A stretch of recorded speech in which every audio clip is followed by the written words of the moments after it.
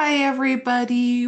Welcome, welcome, welcome to The Circle, where this series we're going to be going over empaths. What are empaths? How do we ground and center? What are our superpowers? Why and how do we do emotional hygiene? And why do we need to do it more than most people? So this is kind of back to the basics, but at the end of the day, this is one of my most favorite topics because it reminds me as an empath what I'm going through. It brings it back to the forefront of the mind. So it's really kind of interesting because I think a lot of times we get a little hard on ourselves as an empath, and we are going to be talking about what is an empath. This is The Circle with Granddaughter Crow. Awesome, awesome, awesome. Welcome, welcome, welcome. Welcome into this circle. Welcome into this time. I'm going to draw a circle around this circle, declaring it as sacred space and a sacred time. I'm going to set my ego to the outside of the circle so I can be a clear conduit for you and for the divine as it reveals itself to you to provide you with insight, wisdom, empowerment, and remembering how to take care of yourself. So this is The Circle with Granddaughter Crow. What is an empath? Perfect. So today we will be learning about overall takeaways. What is an empath? And this word gets tossed around so often that we start using it as just an overarching term. And I think that I've done a lot of research and studies that would give me the scientific research that gives me us the understanding of what a highly sensitive person is, spiritual insight, which gives me insight on how we operate and how we can take care of ourselves spiritually, as well as experience, lots of experience. I like to say I was an empath before I knew what an empath was. So I'm in my 50s somewhere, I'm not even sure. And so the interesting thing is that I didn't find out about being an empath until I was 35. And when I started learning it, I started making more sense. I stopped feeling too much, too sensitive. Like if you would have had me describe myself, I would be like, well, I'm too emotional, I'm too sensitive, I'm too much energy, I'm just too whatever. Uh, Too active, too downtime, all of these things. And I didn't understand that I was an empath. And why I was experiencing this TOO was because I started realizing when I started learning about being an empath that I would be sitting there in my car, going to the grocery store, singing a Toto song, do, do, do, whatever. The rain's down in Africa, and I'm all happy. I get out of my car, I walk into the grocery store, and all of a sudden I'm like, I don't like this. Why am I feeling depressed? Then keep going grocery shopping. Ooh, now I'm feeling a wave of anger. What am I angry about? Keep walking. Ooh, suicidal thought, suicidal thought. Where did that come from? And in going through, a lot of times we pick up the lower vibrations because they're harder energy, but we can also tap into the higher vibrations as a tool. So now I try to stay and create an environment of higher vibrations. And then when I left the store, I was like, woo, got back in my car, Toto again, I'm fine again. And when I started realizing that what I visualized was I was walking through like waves of energy, like the waves of energy would just wash over me, and I'd pick them up as though they were happening to me. And when I began to realize that I was an empath and that's how I behaved in the world, and that not everybody is that way, and I began to go, I'm not too much. Those weren't my emotions at all. I was picking up other people's stuff. So it's really good for us to remember what it is like to be an empath and how we are in the world. And so scientifically, we are wired differently. Our brains are set up differently. What? Yeah, this is not just a woo-woo thing. This is not just an excuse for people who have a lot of emotions to go, oh, well, I'm an empath. It's not. We literally have more blood flow to certain parts of our brain.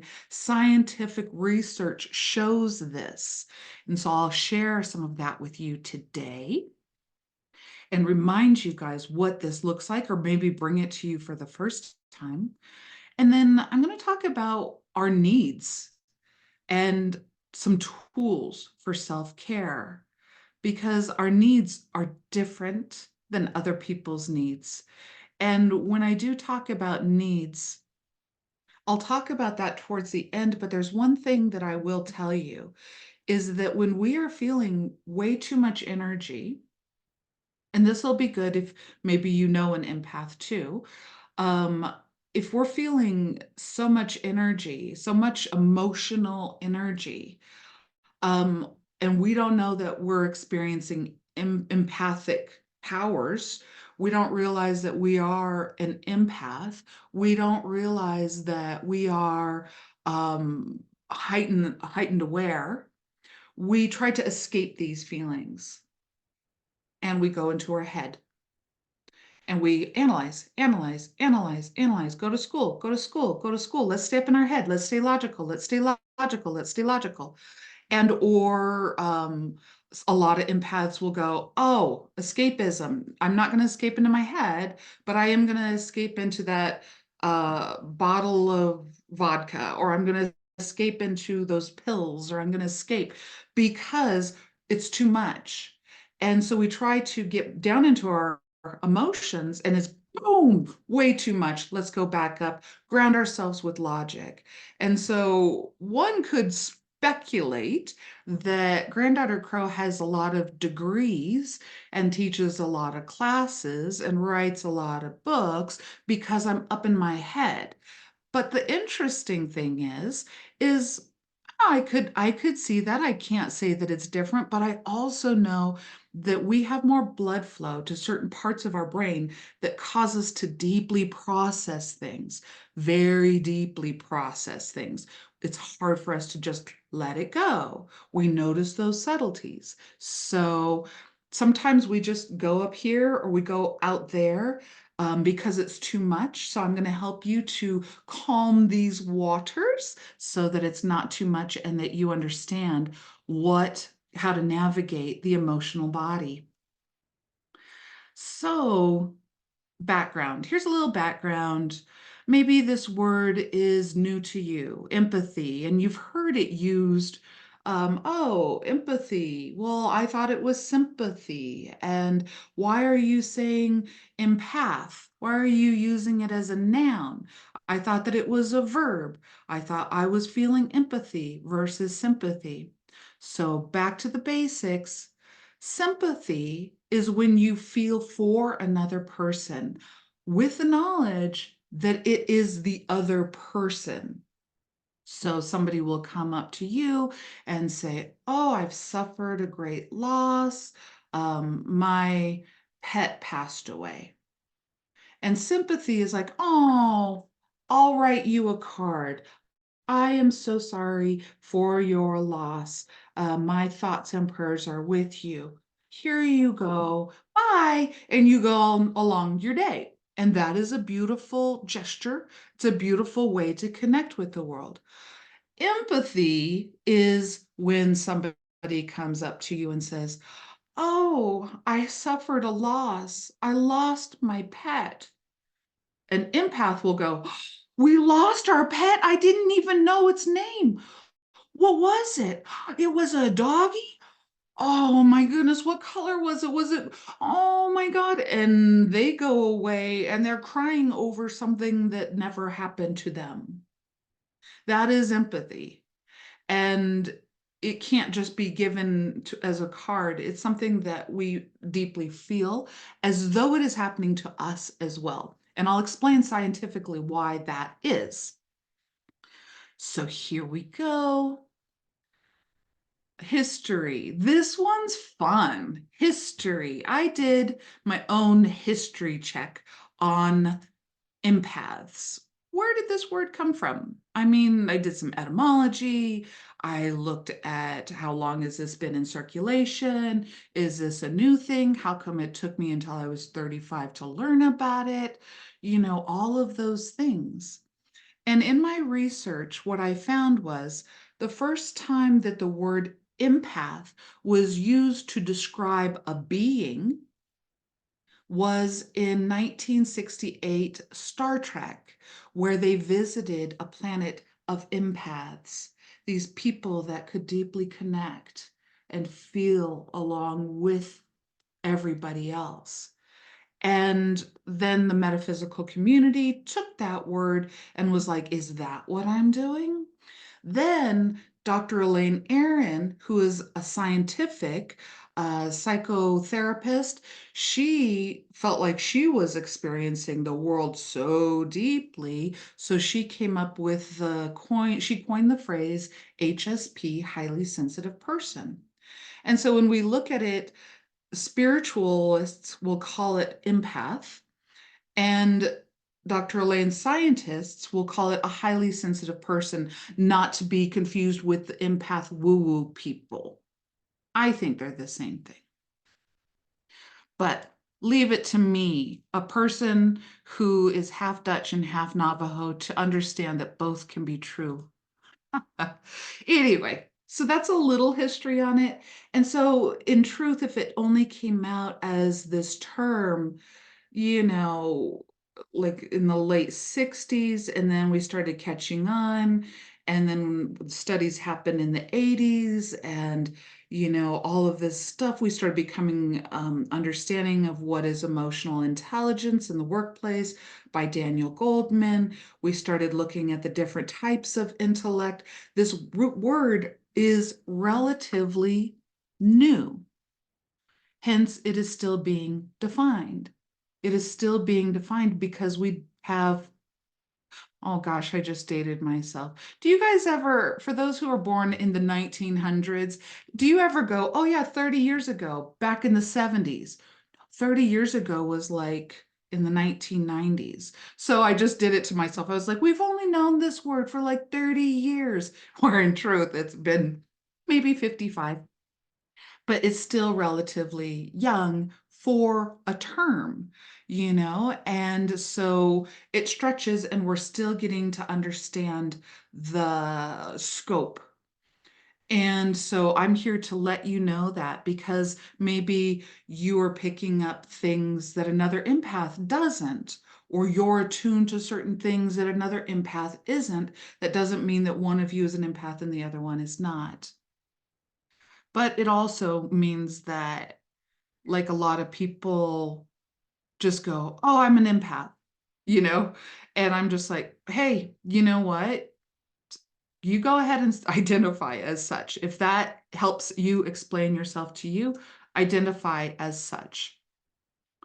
I'm not here to tell you what you are.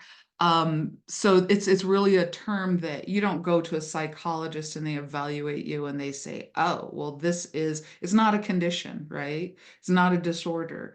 It's something that you understand that you're like, or partially like, and you gain more tools and you see if it helps you walk through this world. So this is funny. How we experience the world around us. Everything is loud. It's so funny. I was showing this presentation to my husband, who is not an empath, and he was like, only an empath would say that that's what it's like to be an empath, right? It's like everything, for me, the way I'm experiencing the world is everything is amplified. Everything is amplified for Granddaughter Crow. And so it's easy for certain people to go, oh, well, I'll just go to the amusement park. I'll just go to, the museum. And I'm like, is it a day where nobody's going to be there? You know, for stimulated. And that's even stretching it. What I would say is, I'm the type of person that says, do I have to go to the grocery store? I haven't been in a grocery store in years, but that's because I have a wonderful husband. And when he doesn't go, there's a thing called Instacart. Yeah, Granddaughter Crow will tip somebody else to go into that place for me because everything is, foghorn. Everything is so loud. Everything is so loud. And we'll talk about that sensitivity. Actually, I'll go ahead and speak about it now. Some of us, think about your five senses. We have sight, we have sound, we have taste, we have smell, and we have touch. And different empaths will have a heightened one of those, two of those, three of those, four of those, or all five. And I want you to pay attention to your five senses and their sensitivity. Two of mine are sight. I get ocular migraines. I get these floaters, these lights that go through my eyes. And I went to the optometrist and she was like, oh, that's an optical migraine or something like that. It's a migraine that happens in the optic. So I'm not like with a huge headache, but I am getting these like lights that go through. So I have a lot of light sensitivity. I can't go out in when it snowed in the daytime. It's just way too bright for me. And I'm just like, oh, or when I am driving down the street or my husband is driving and we're going to maybe the movie theater on a Tuesday afternoon or something where nobody's there, where we get the whole theater but to ourselves. I get too much information, not just with light, but I get a lot of information through my eyes, stimulated really quickly. My ears, very, very stimulated. I'm the type of person that can walk into a room and go, oh, there's the refrigerator. I can hear it humming. Oh, I can hear electricity humming. I turn it out like white noise, but if I sit back and focus it, I'm like, if you turn that light on, and then sit quietly and then turn the light off and see if something changes. Pay attention to it because you might have hearing sensitivity and you didn't know. And so basically, when you have that, everything sound wise is really, really loud. People's laughs, or, a lot of people compliment me on my voice being very musical and easy to listen to. And I think to myself, maybe that's because I'm an empath. Maybe, I have some people that I work with and they talk really harsh and it takes a lot of my energy, but I get paid to do it. So, but pay attention to that. Are you working with somebody who growls and is like this? You might be getting overstimulated because of the tone of their voice. Pay attention to smells, pay attention to how you can taste. I can walk up to a bowl of stew and go, needs more salt. It's those types of things. So pay attention to your literal before going into your sixth sense and your emotions. Pay attention to your five senses and take care of them. Touch, I'll just be quick. I have a weighted blanket, just like you get the dogs to have a thunder coat. GDC has a weighted blanket, and I need it in order to sleep. Otherwise, I'm like, I need that weight on me.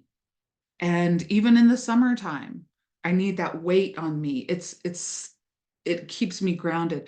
I was once watching this TV show that there was this lady who was on the spectrum, and she had the same thing where she said, okay, I'm overstimulated. So hug hug me really tightly, hug me really tightly because it like does something to the vagus nervous system and it calms the system down. It's the same thing. So I use a weighted blanket.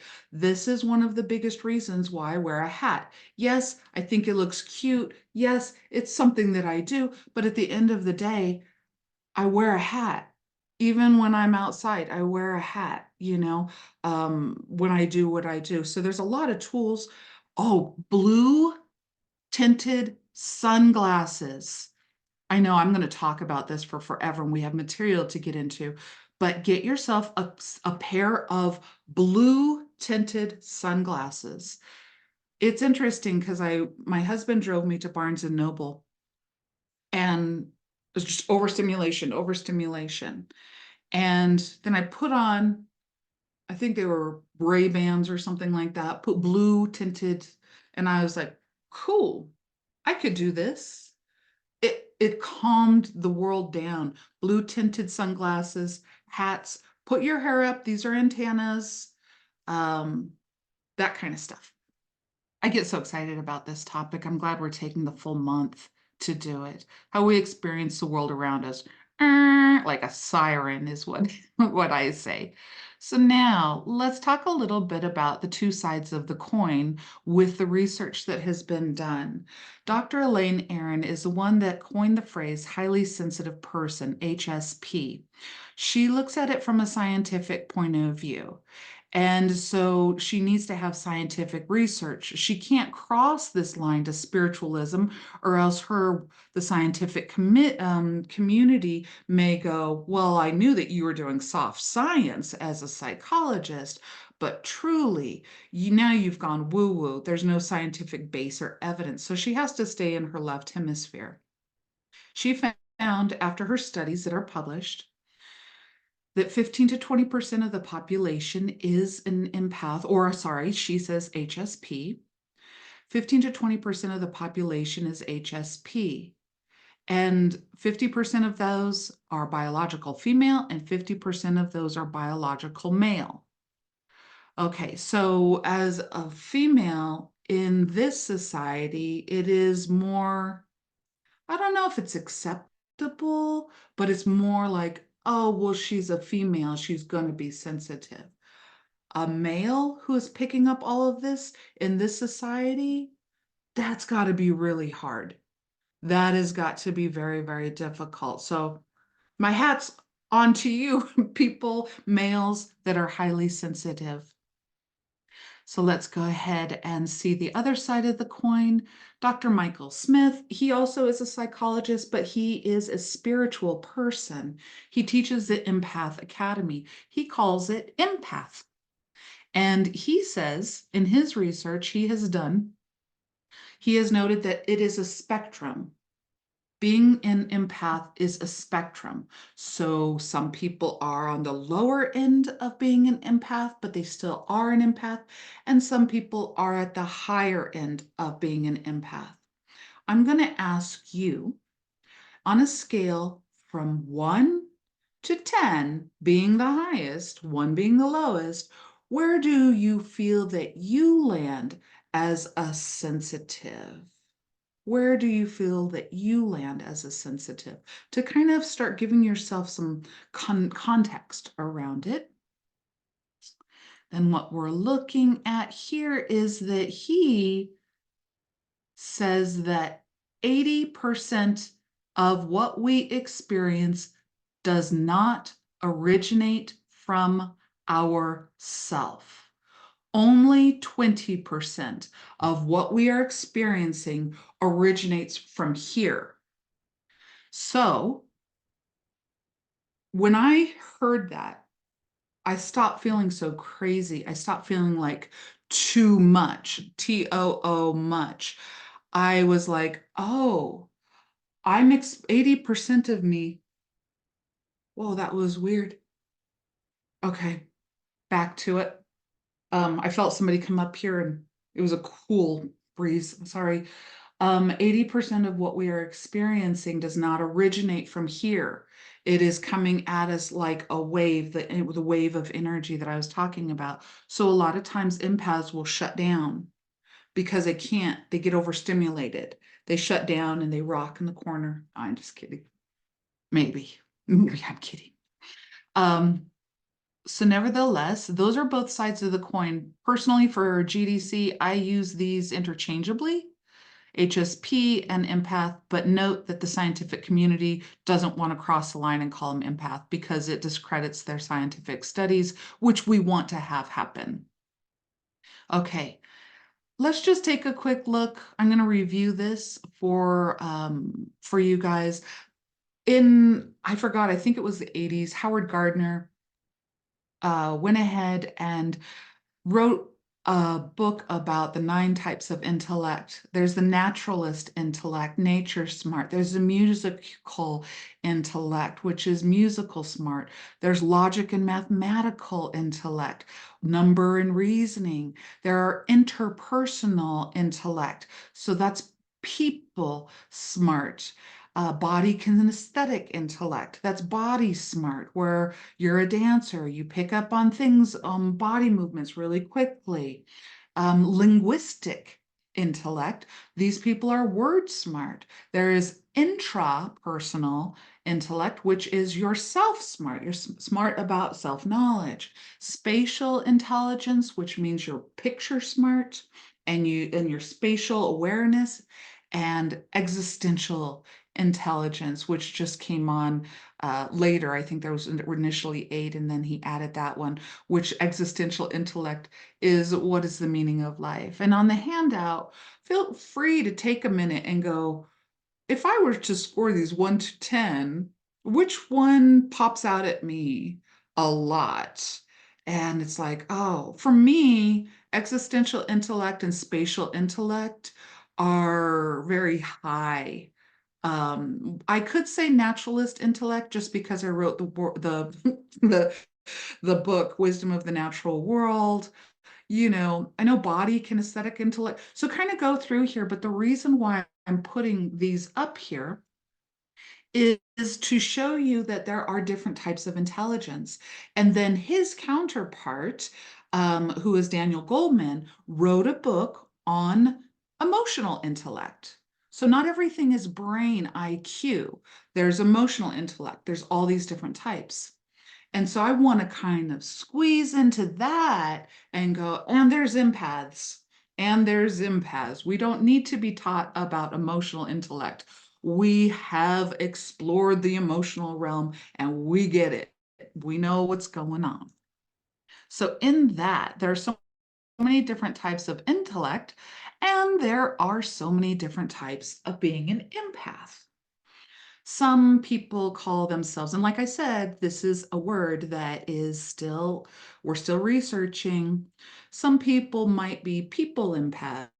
Some people are nature empaths. Some people are animal empaths. Some people are society empaths, and some people will say, I think that,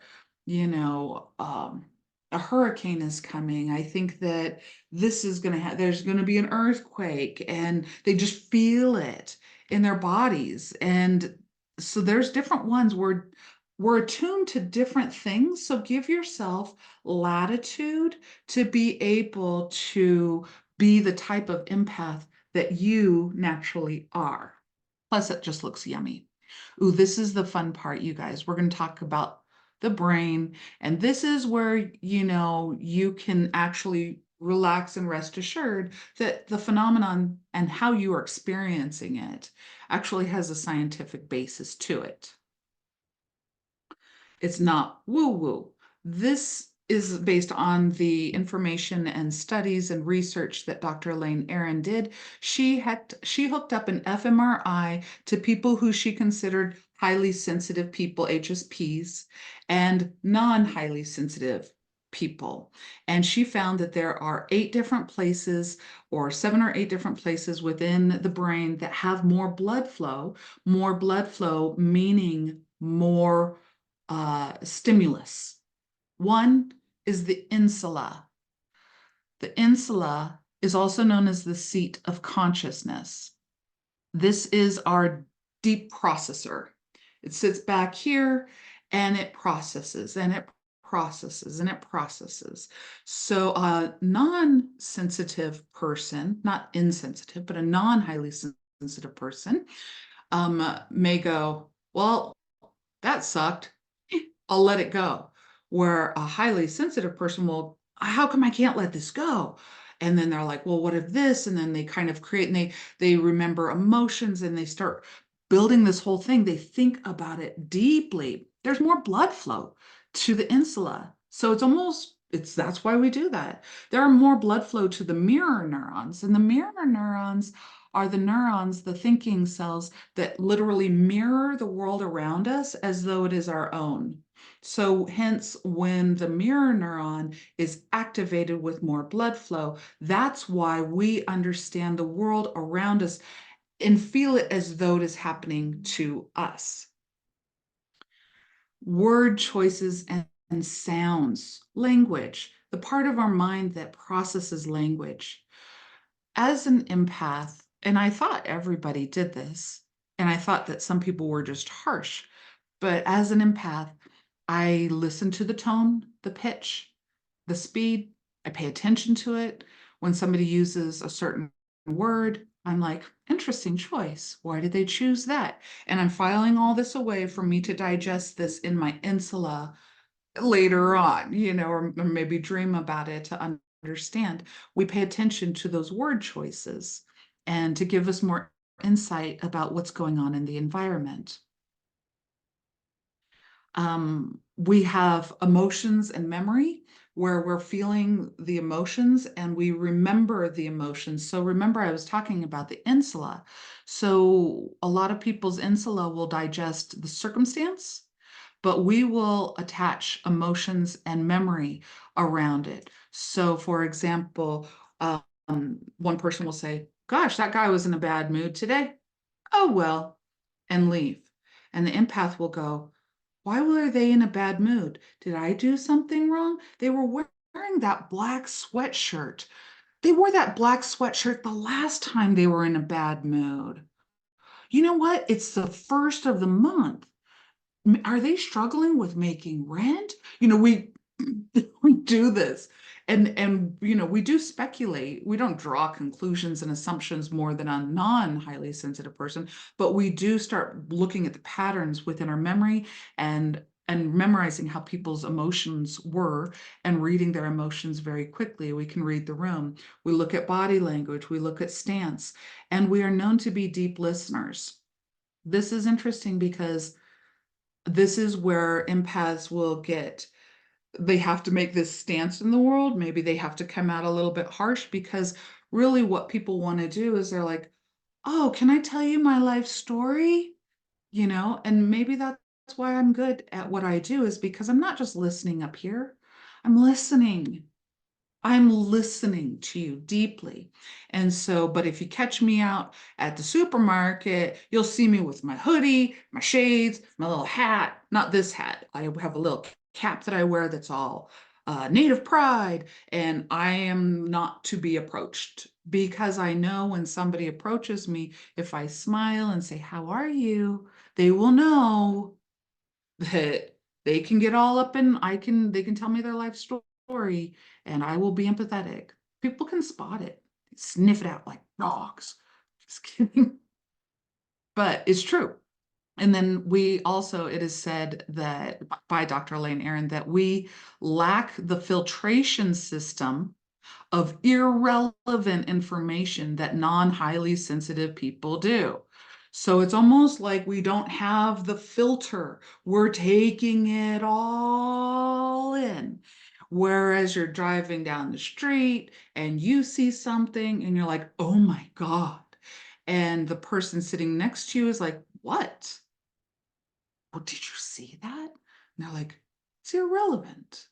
And you're like, it is. It doesn't seem irrelevant to me. We lack that filtration system. And I will tell you, I know this is going to be extra little long of me talking, but I will tell you why this is, why we do this scientifically, why we are built to pay this close attention to our environment. Okay. This again is from Dr. Elaine Aron. There are four main traits of an HSP. And there are, I'm sure, many other ones, but this one actually has the grounded research scientific study information around it. So, and she does have a quiz on hsperson.com that people can take to see if they are on the highly sensitive spectrum, so to speak. And it's also interesting because when I teach this in person, I usually get one or maybe two people who are on the spectrum that gain the tools that a highly sensitive person utilizes, and it helps them with their overstimulation. So, I don't know.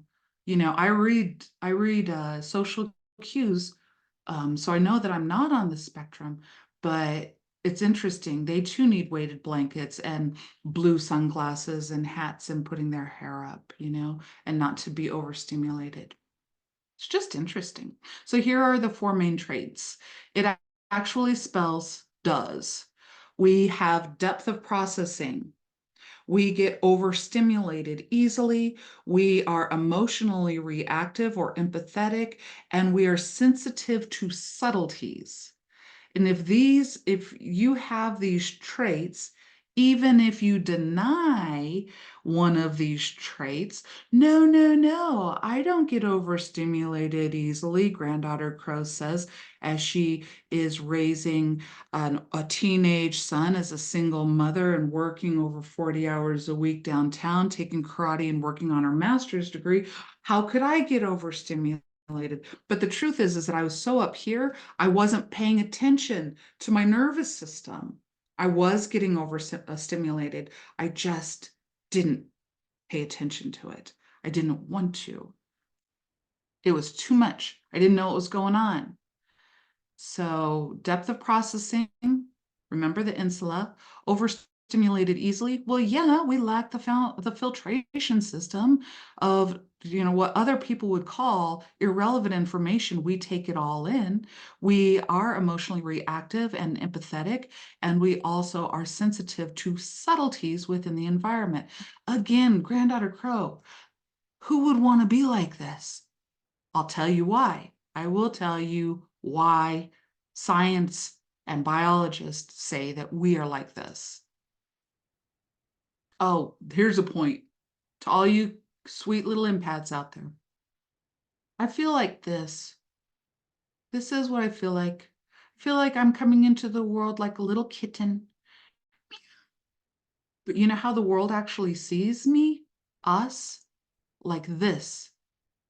So a lot of times what we will experience as empaths is we feel the world is so loud and so much, and we feel like a sponge and we're taking it all in. We don't realize that the world doesn't see us as this overwhelmed person that's taking all this in. The world sees us as a lion. So empaths out there, when you might be coming across a little harsher than you think, not because of your meaning to, but because the world around you doesn't see you as a kitten. They see you as a lion, so they don't always understand why you're behaving the way that you are. It's good self-awareness. Okay, this is great. Understanding and our needs. So once again, this is not a disorder. It is not a condition. It is actually a certain population that is like this. Sandwich speak. This is something that we need. We need sandwich speak. We can take non-sandwich speak, but sandwich speak is keys. So all of you people who have empathic partners, let me pull you aside and give you a tool that will make your life and your highly sensitive person's life that much easier. Sandwich speak. I think that you did really well here. I think that maybe we could work on this, but you also did really well here. If you have something that you want to help them grow or correct or critique, put it between two sweet things. Because otherwise, the empath is like, do they hate me? Is everything that I do wrong? We can get there. We can go there very, very easily. I had to, well, when I told my husband in our first year of marriage, sandwich speak, we were out in the backyard moving rocks around to make things. And I moved him around and he was like, no, you're doing it wrong. What? He says, no, that's not the natural progression of rocks. You're doing them too systematic and too balanced. Run in the house, start crying. I was helping. I'm the native. What's wrong with me? Anyway, he's like, why? What is wrong? And I said, can't I do anything right? And he's like, well, yeah, you're doing a great job. I was just giving you a tip. And I'm like, sandwich speak. And now he sandwich speaks. I can take the critique, no problem, but I want to know that I need to feel the sandwich. I need to feel the buffer. So now you guys can go back to work and work on your sandwich speak with your empath people. We seem so strong, but we feel so weak, but we are so strong, but we don't always feel so strong. Our nervous system, you guys take care of your nervous system, take care of your nervous system, take care of your nervous system. The energy hits us. Spiritual energy, emotional energy, mental energy, and all of it as it hits us in this beautiful conduit called the human body. The way that this energy comes out is in our nervous system.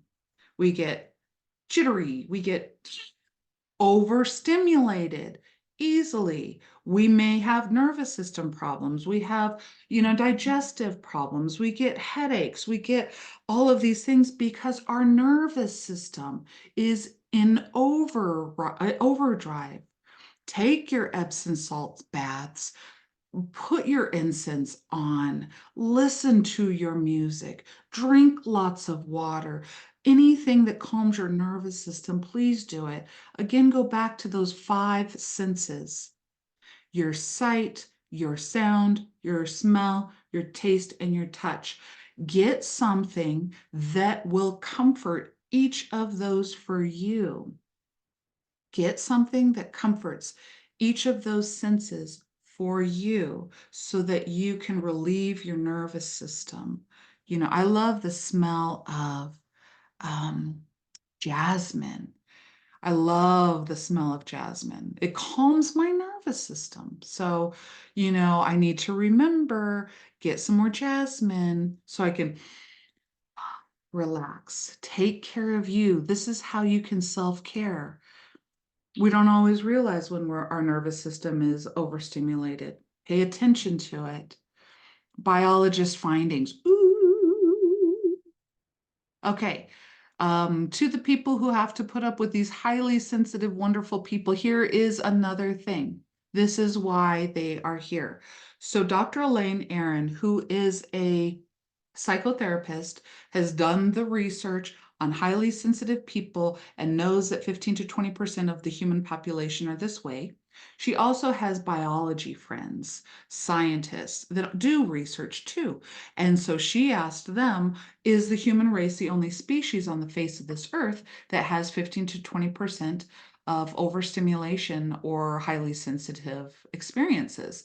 And the biologist found, and this is written, scientific study, over 100 other species on the face of this earth have 15 to 20% of their population is highly sensitive. So for example, they put 100 monkeys in an enclosure and they feed the monkeys a certain time of day. Fine. And then they start watching them and they start noticing the ones that are getting overstimulated. And they separate those out, the ones that have these processing things, overstimulation, nervous system disorders, things like that. And they took them out and they put them in another place. And they go, okay, so that's about 15 to 20% of them were like that. And so then what they did was they put the bananas in there, put the bananas in there and everybody goes to eat. It's very, I mean, survival thing to do.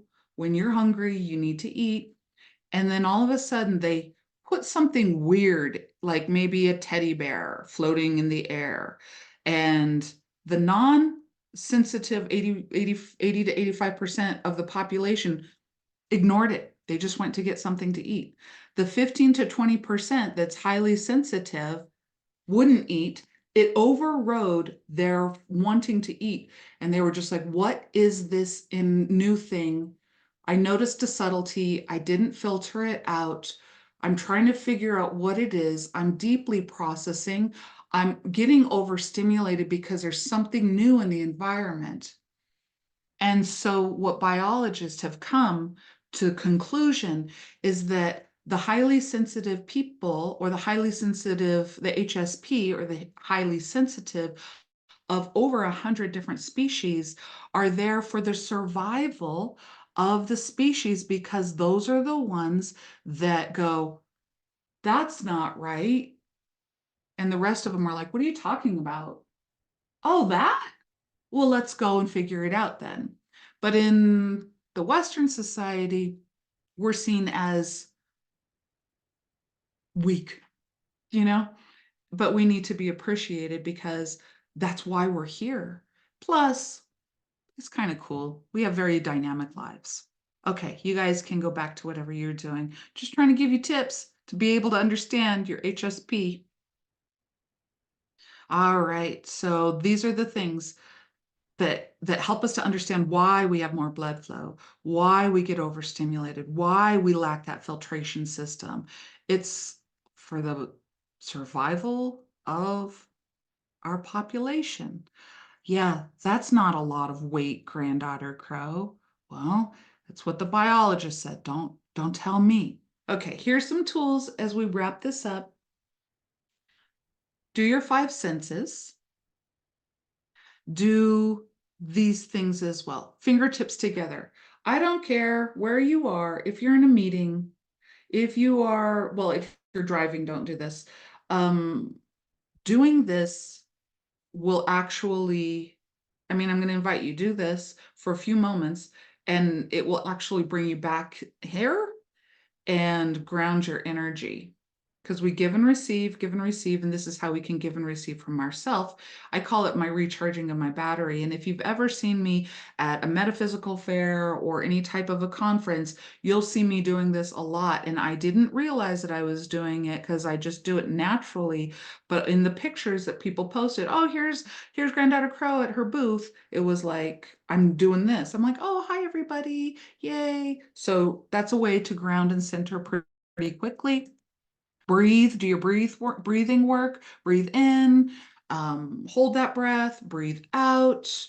Remember your sphere. So this is the exercise of, being able to breathe and put yourself in a bubble and rinse your energy, tune out the rest of the world, tune up yourself, rinse your energy through your physical nervous system, calm it down, calm your emotional energy down, calm your mental energy from the 80% of residual energy that you are picking up that you don't need, from your spiritual energy, let it go down the drain. Remember that tool. I do that every time I change locations.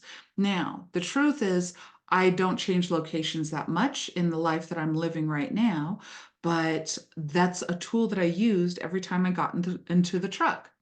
Do that, breathe, rinse, repeat.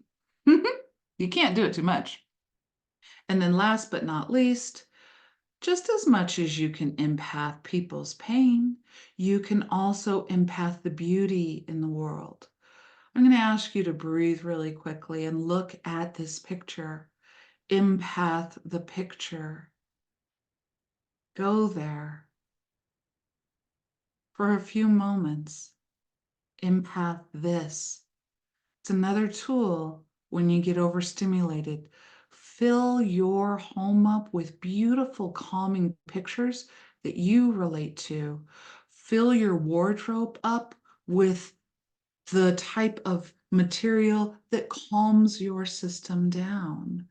Put your, humidifier on, put your oil diffuser on, fill your house with a scent from a candle.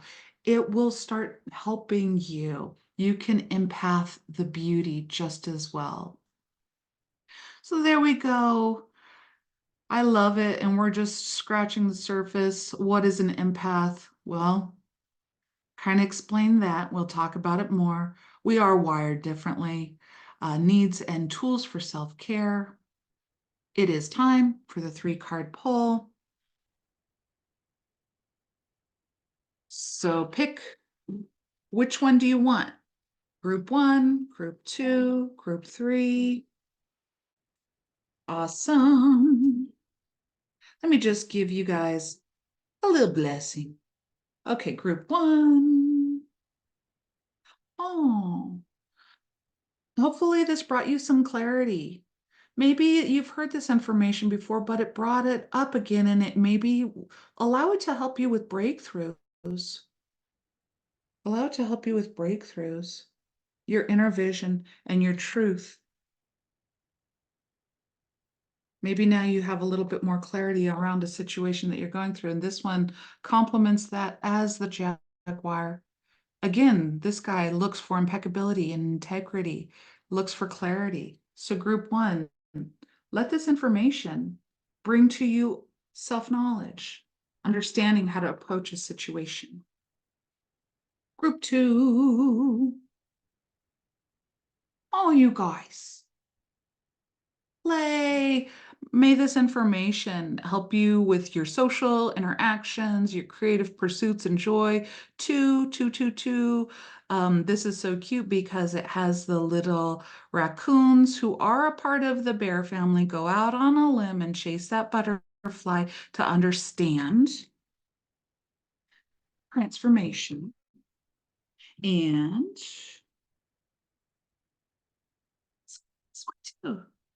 truth and integrity and impeccability. So maybe you heard a truth today that you're like, oh, well, that makes sense. Something clicked. Ooh, group 3. You guys get the eagle. There we go. This is the eagle, and it's called renewal, and it's spiritual progress, success, and hope. Ooh, blessings to you to be able to soar. Let's see here. What's it going to be? I almost thought that it was the same one. It's a cat. But this is interesting because this is the lynx. And what I will tell you guys is a secret. Don't tell everybody what you're doing. Don't cast your pearls before the swine. Keep your beauty to yourself. Keep it in here. Keep it in here so that it builds you up. It's kind of like be silent and listen much. And if you have exciting news, only tell a handful of people that you know will understand. The rest of them will just take your energy. So don't do that. Awesome, you guys. So thank you, thank you, thank you. I literally did probably the longest circle that we've ever had about this, and I barely scratched the surface. But what is an empath? This is the circle with Granddaughter Crow. Thank you so much for watching, listening. And if you have any questions, please feel free to email me. And my website is www.granddaughtercrow.com, and we will see you on the flippity flip.